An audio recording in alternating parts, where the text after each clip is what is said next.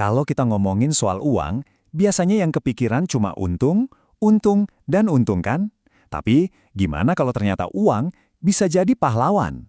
Nah, kali ini kita akan bedah gimana inovasi di dunia keuangan lagi berusaha keras buat bikin masa depan kita semua jadi lebih baik. Oke, kita mulai dari pertanyaan yang paling mendasar ya. Pertanyaan gede nih, apa iya sistem keuangan yang kita punya sekarang itu beneran bisa jadi solusi buat masalah-masalah paling pelik, kayak isu lingkungan dan sosial? Ternyata, ada loh sebuah cara pandang baru yang namanya keuangan berkelanjutan.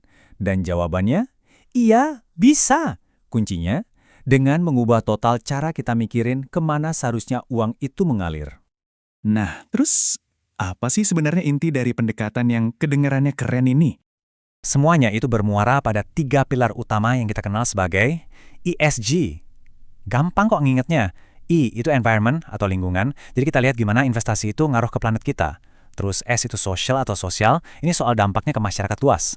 Dan terakhir G, governance atau tata kelola yang mastiin perusahaannya itu dijalankan dengan benar dan transparan. Jadi tujuannya itu simple tapi radikal. Geser dari mindset pokoknya untung ke untung yang ada tujuannya. Kita mau pertumbuhan ekonomi jangka panjang, tapi tanpa merusak planet atau merugikan orang lain. Oke, kedengarannya bagus ya. Tapi kenapa sih ini jadi penting banget sekarang juga? Coba kita lihat angkanya deh biar kebayang. Sumber yang kita bedah ini nunjukin kebutuhan dana yang wah, gede banget. Kita ngomongin angka 210 miliar dolar Amerika. Dan ini setiap tahun loh, cuma buat negara berkembang supaya bisa tetap tumbuh sambil ngadepin perubahan iklim. Tapi tunggu dulu, itu baru pemanasan. Kalau kita mau serius mencapai tujuan pembangunan berkelanjutan atau SDGs dari PBB, angkanya langsung loncat jadi 7 triliun dolar per tahun. Gila kan? Angka yang susah banget buat dibayangin.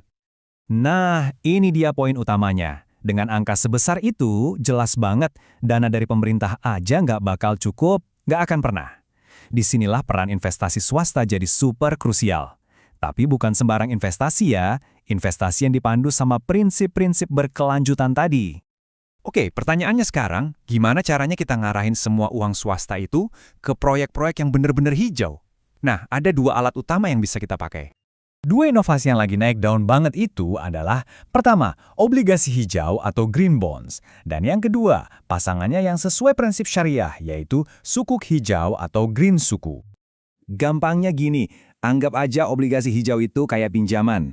Tapi, pinjaman ini khusus banget, cuma boleh dipakai buat mendanai proyek-proyek keren yang ramah lingkungan. Contohnya, pembangkit listrik tenaga surya, transportasi umum yang bersih, atau gedung-gedung yang hemat energi. Nah, sukuk hijau ini tujuannya sama persis, tapi caranya beda. Karena harus sesuai prinsip syariah, nggak boleh ada bunga. Jadi modelnya bukan utang piutang, tapi kepemilikan aset bersama. Jadi investor itu ikut punya proyeknya. Oke, sekarang bagian yang seru nih. Walaupun tujuannya sama, ternyata ada perbedaan fundamental antara sukuk dan obligasi hijau. Perbedaan paling dasarnya ada di status investor. Kalau di obligasi, Anda itu kayak banknya yang ngasih pinjaman ke proyek. Tapi kalau di sukuk, Anda itu jadi salah satu pemilik aset dari proyek itu. Beda banget kan? Dan ternyata perbedaan ini ngaruh ke hasilnya loh. Ada studi menarik di Malaysia yang menunjukkan kalau rata-rata imbal hasil dari sukuk hijau itu justru lebih tinggi daripada obligasi hijau. Ini bukti nyata kalau investasi yang baik itu nggak selalu berarti keuntungannya lebih kecil. Kenapa bisa gitu? Nah, ini nyambung banget sama konsep inti di keuangan syariah, salah satunya wasatiyah atau moderasi. Konsep ini pada dasarnya mendorong kita untuk menjaga keseimbangan alam. Jadi, klop banget kan sama tujuan keberlanjutan? Oke, ini semua kedengeran menjanjikan. Tapi, kita juga harus realistis. Jalan ke depan tuh nggak mulus-mulus saja. Ada tantangannya. Yuk kita lihat apa aja hambatannya.